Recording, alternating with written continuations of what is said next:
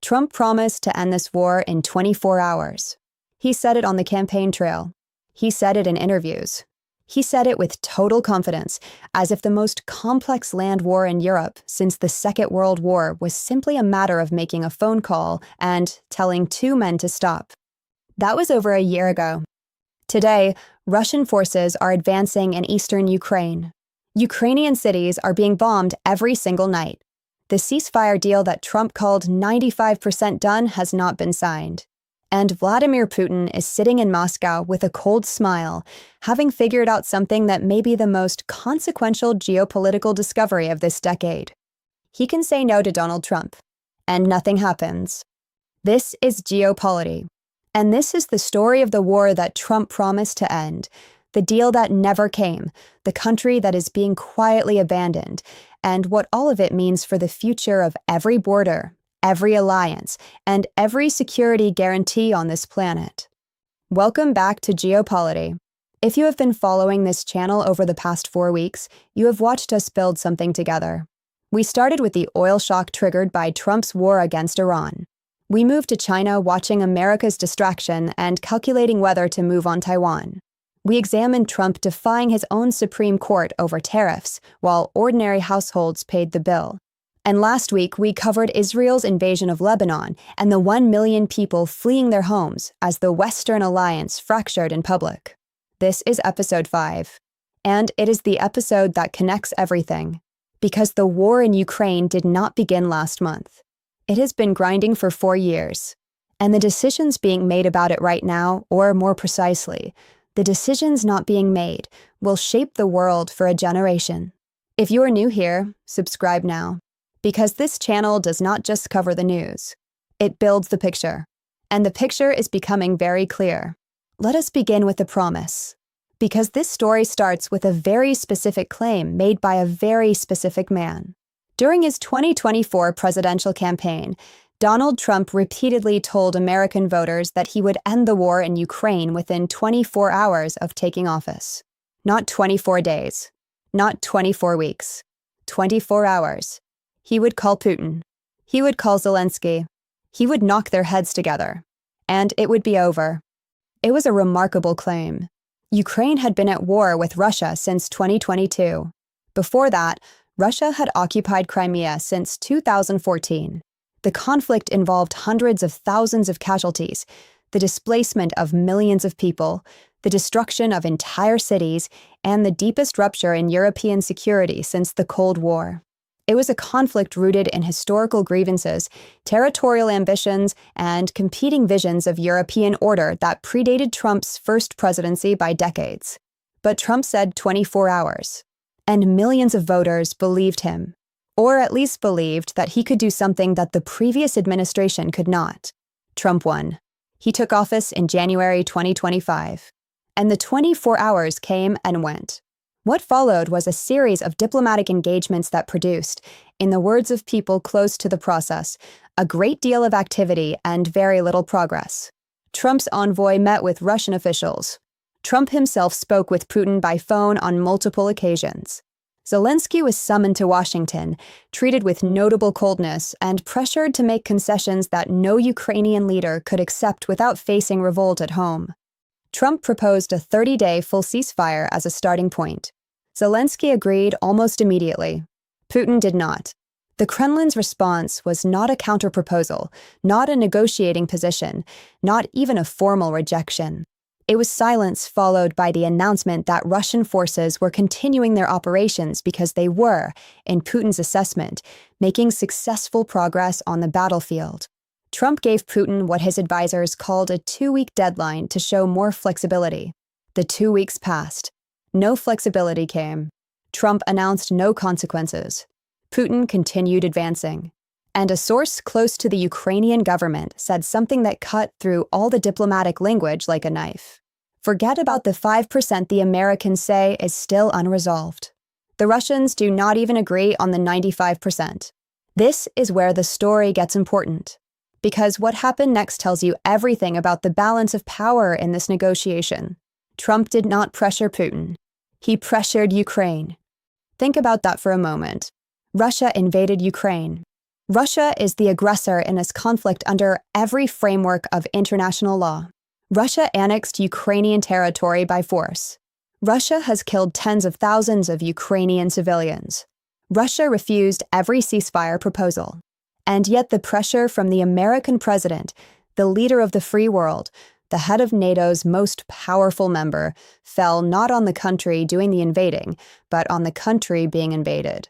Ukraine was pressured to accept that Russia would keep the Ukrainian territory it currently occupies. Ukraine was pressured to formally abandon its ambition to join NATO.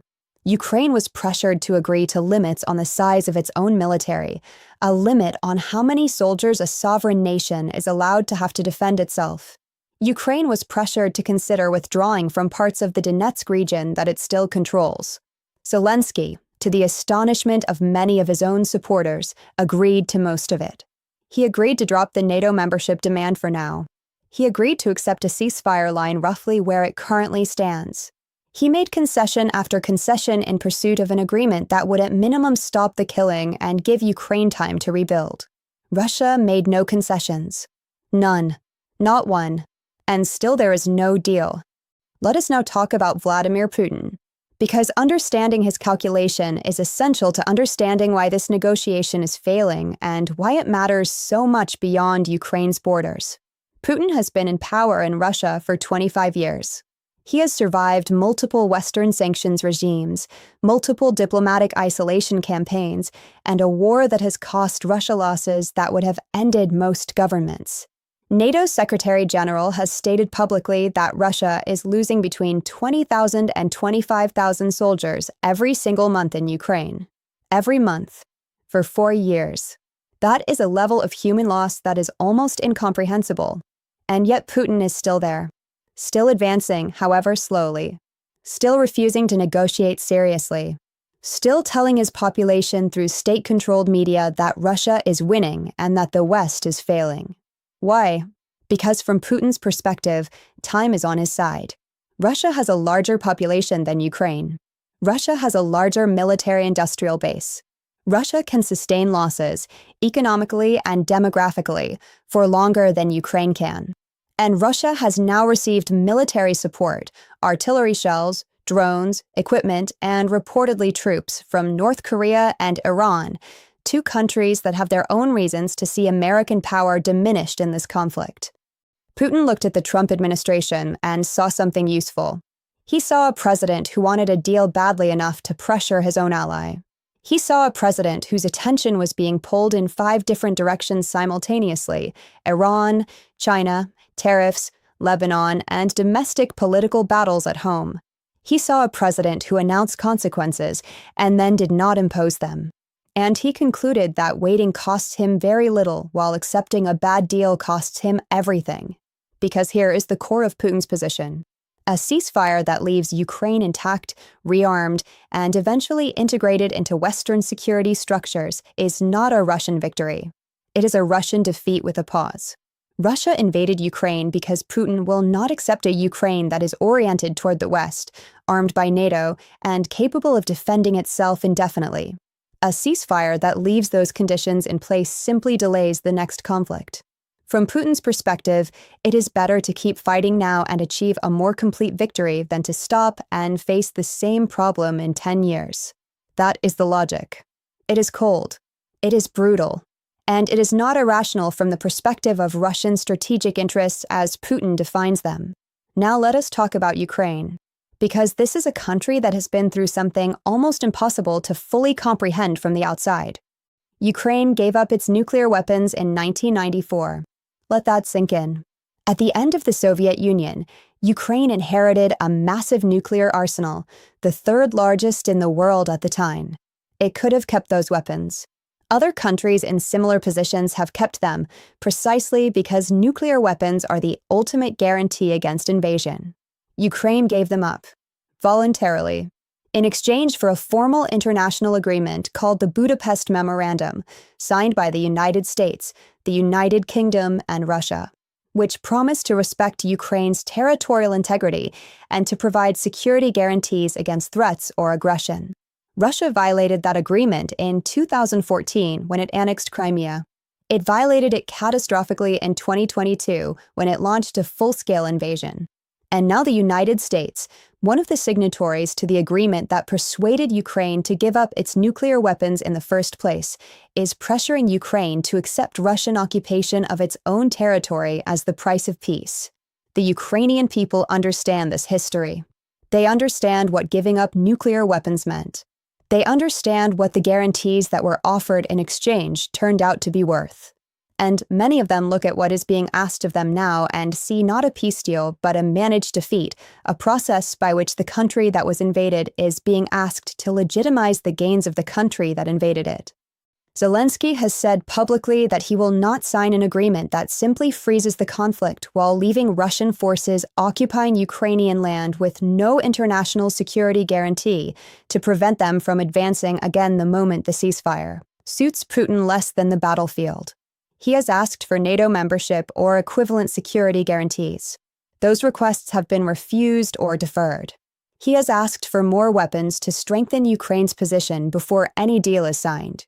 Those requests have been partially met, but not at the scale Ukraine needs. Meanwhile, Trump cut U.S. military aid to Ukraine earlier this year. The flow of weapons that had sustained Ukraine's defense has been reduced.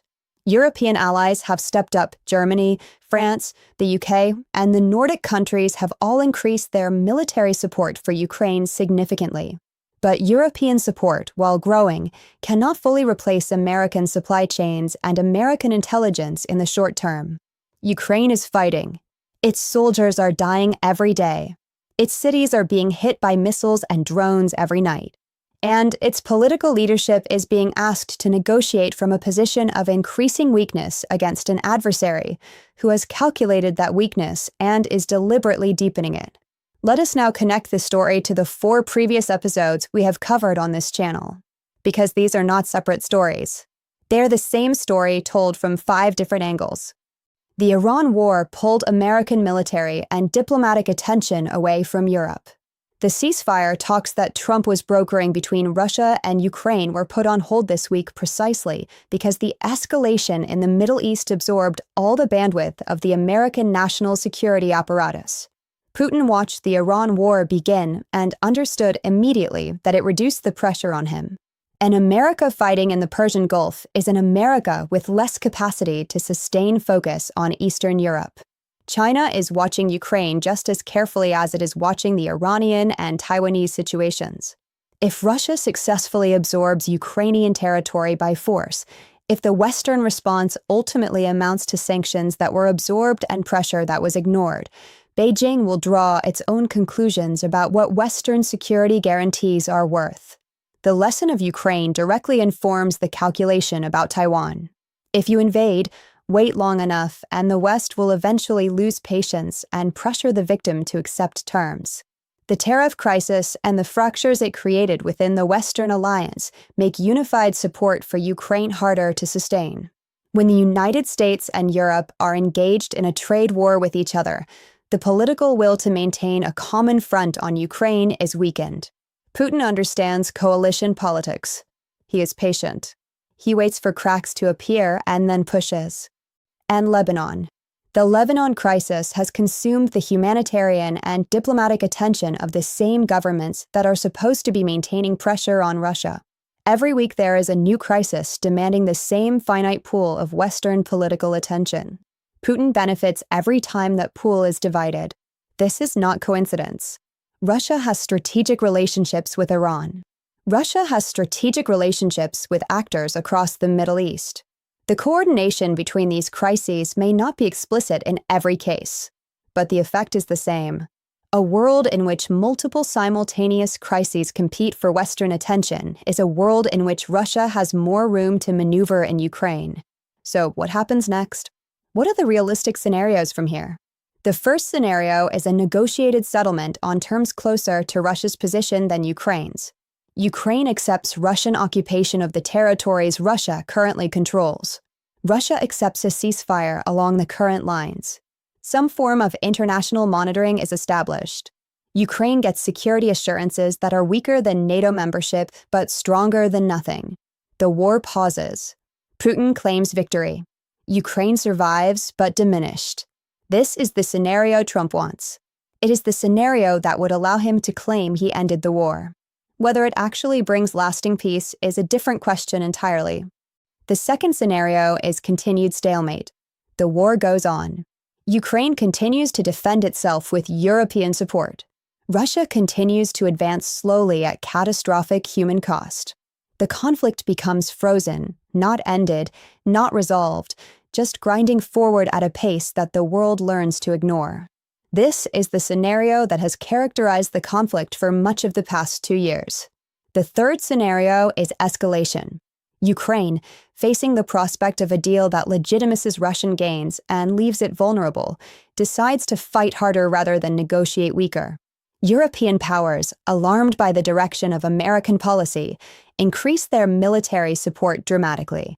Russia responds by escalating its own attacks on Ukrainian infrastructure and potentially on supply lines from Western Europe. This is the scenario that keeps European defense ministers awake at night. And the fourth scenario, the one that almost nobody wants to say out loud, is a Ukrainian defeat. Russian forces achieve their strategic objectives. Ukraine's military capacity is exhausted. A deal is signed that leaves Russia in control of a large swathe of Ukrainian territory. Zelensky or a successor signs it because the alternative is the complete destruction of what remains. If that happens, the consequences go far beyond Ukraine. Every country that gave up nuclear weapons on the basis of Western security guarantees will reconsider that decision. Every country that borders Russia will face a fundamental question about whether its own sovereignty can be defended without a nuclear deterrent. The rules that have governed international relations since 1945, the principle that borders cannot be changed by force, will have been broken not just in practice, but in settlement. The world will be a different and more dangerous place. What does all of this mean for you, wherever you are watching from? If you are in Europe, it means the security that your parents and grandparents took for granted, the long peace underwritten by American commitment to NATO, is no longer something you can assume will always be there. European governments are already drawing this conclusion. Defense budgets across the continent are rising at their fastest pace since the Cold War. Countries that spent decades cutting their militaries are rebuilding them. The era of the peace dividend is over. If you are in the United States, it means your government is navigating a crisis that has no easy exit. A Ukrainian defeat would be a profound blow to American credibility globally. A prolonged war drains resources and attention at a moment when America faces simultaneous challenges in the Pacific, the Middle East, and at home. And a deal that simply rewards Russian aggression sets a precedent that will invite future aggression elsewhere. If you are anywhere in the world that depends on global stability for trade, for investment, for the supply chains that bring food and goods to your door, then a world where wars of territorial conquest succeed is a world where more such wars will be attempted. History teaches this lesson clearly and repeatedly. Appeasement does not end the appetites of authoritarian powers. It expands them. We have now covered 5 of the defining crises of 2026 on this channel. Oil and Iran, China and Taiwan, Trump and the Supreme Court, Israel and Lebanon, and now Ukraine, Russia, and the promise that was never kept. They are 5 chapters of one story. A story about a world in transition. A story about the limits of American power and the ambitions that fill the space where that power recedes. A story about ordinary people, at petrol pumps, in bomb shelters, on refugee roads, in factories, and in apartments receiving missile alerts at 3 a.m, paying the price for decisions made by powerful men in distant rooms. This channel exists to make sure you see the whole picture, not just the headline, not just the fragment, the whole connected, consequential, deeply human picture. If this series has added something to your understanding of the world, please like this video. 5 episodes in, your support is what keeps this analysis reaching the people who need it. Subscribe to Geo Polity if you are not already here. We are not done. The world is not done. And there will be more chapters to tell. Share this video with someone who is confused about why the world feels so unstable right now. Why everything seems to be happening at once. Why the structures that were supposed to keep things manageable seem to be failing simultaneously. Give them this channel. Give them the map. And leave a comment. Which of the 5 crises we have covered worries you most? Ukraine? Taiwan? Lebanon? The oil shock? Or Trump versus the institutions meant to constrain him? Tell us. We read everything. Your answers shape what comes next. This is Geo Polity. Stay informed. Stay analytical. And we will see you in the next one.